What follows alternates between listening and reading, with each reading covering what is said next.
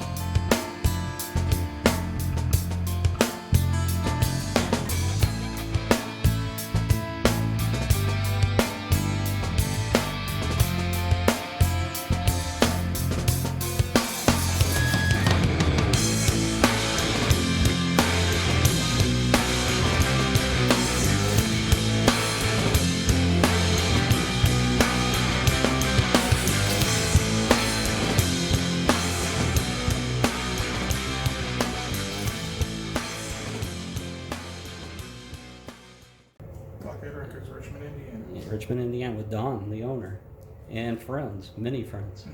So we're gonna have just a general conversation, and Don has told me some interesting facts about Richmond I didn't realize, and some information about groups that play close by. What, about 2 stores down? Next door, yeah. Next door. Okay. And then we're going to talk a little bit about Record Store Day. This is my wife Stephanie. This is Matt, and this is Zoe. Now Don. They were really talkative before the I hit play. Now no one's talking. So, all right. You said that the barbecue place. Firehouse Barbecue, yeah. Lots of 80s hair metal type bands play there. Faster Pussycat, Lita Ford, Tango, Striper, lots of big names. Lynch Mob. About how often do they have it? Every couple months. Every couple months. Sometimes more than that. We have more people joining us. I believe so, yes. My sons. Uh-huh. This is Hop the in hangout there. place. There's something going on here. I'm sorry. I walked right in the middle. You're really, really busy. I'm surprised how busy you are, especially considering it's just right after Christmas. Yeah. It's not always that way, but It's not always that way. I bet you've had 20 people come in the last half an hour. there was, I counted 16 in here at 16? one time. Yeah. So, what's the biggest genre that you handle here? Yeah. Metal. Metal. I sell a lot of metal. Do you have like a dollar bin? I do. Yeah. You're standing next to it down there. And A then couple dollar bins. notice you have a lot of stuff out that is really kind of unique and in good shape. I'm picky. I don't want junk. If it's even remotely not in good shape, it goes in the dollar bin. And then on your back wall here is your High end stuff. high-end stuff. Collectibles. What is on the back wall that you would recommend? Everything. Everything. Danzig, Down. You know. Every once in a while, I'll get some sealed stuff or some sealed Van Halen up here from original sealed stuff. And CD collection as well behind you. I order new. I don't stock anything new. I just don't sell as many CDs as you would think. You know, it's just kind of died out for me anyway. I don't know about other stores, but for me, the sales are pretty low, so I don't worry. I'll special order stuff for people, but I don't stock anything new. So basically, what you see here is all used. Record Store Day. As a consumer, as a a store owner, I love it. Yeah. Usually get a line standing out there. Black Friday. There's nothing like big cities, but a decent line standing out there. And the 2 days are my biggest selling days of the year: Black Friday and the April Record Store Day. How early do they start lining up? There was a guy sleeping out there when I got here at what was it? I got here at like 6:30, I think it was. There was a guy sleeping in front of my gate, so yeah, pretty early. About how many people are in line? 30. 30? 30, yeah. It's quite a few.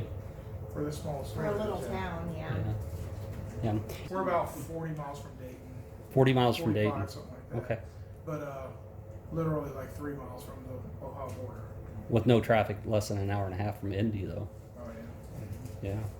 And We're Cincinnati, right in the middle of all the big cities. So And Cincinnati. How far is Cincinnati? like an hour and a half. yeah, depends on what part you're going to, but you can be in downtown Cincinnati in an hour and a half, How about Columbus? 2 hours. 2 hours. Fort Wayne, 2 hours. Richmond is well known for jazz. And what's the connection Birthplace of there? recorded jazz. Louis Armstrong, Hoagie Carmichael, any name that is a big name from back when jazz, first started, came here to record. Oh, yeah. And then they also pressed the records here as well. Even some country blues, I'd say. Yeah. Charlie Patton. Yep. How long ago has it been since they stopped pressing records here? Well, they pressed vinyl up into the 80s here, but the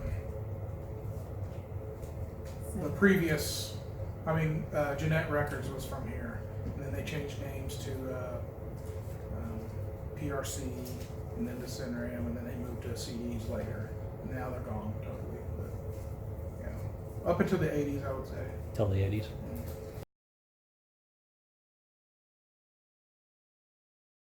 It's a small store, but come see me. I got more than what you'd expect.